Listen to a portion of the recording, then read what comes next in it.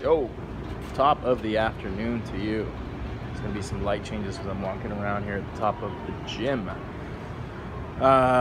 So I was just doing a little bit of training on my computer, a couple of little modules about online sales, online kind of like statistics, just learning a little bit of like how many times it takes to reach someone online after they hit your website, which it takes 8 times, by the way.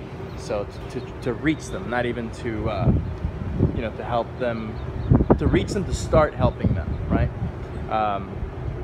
And then it takes 8 more times to get them to not to get them, but to help them through their purchase, and to go ahead and for them to finalize the transaction. So I was just thinking to myself, if you truly believe in your product, if you truly believe in your service, are you committed? Are we committed to doing that? To going out and talking to the, making the effort, right? Because we already made the effort to.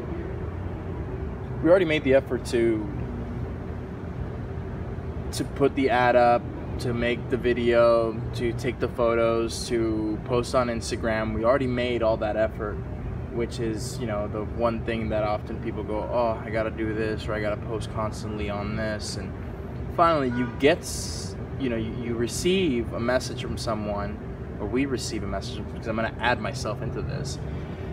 And then I do believe that I missed the boat. That I don't follow through, I don't go all the way, and all the time. And it should be a very high priority to go, okay, if I put so much effort into this, am I committed to going all the way, to taking this all the way home, right? To go through all the bases. I do understand that it's like all we're doing is coming up with the content. That's base one, and I'm putting a baseball reference because I was watching the baseball game here.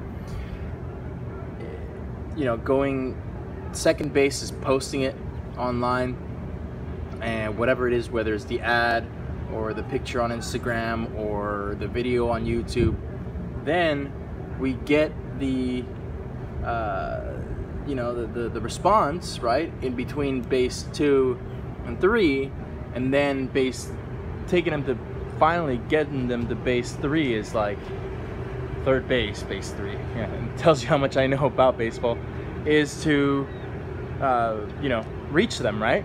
So 8 times, whether it's sending them a text message, sending them a video via text message, sending them a video via email, sending them a regular email with information, giving them a call on their cell, leaving them a voice message, giving them another call to try to reach them.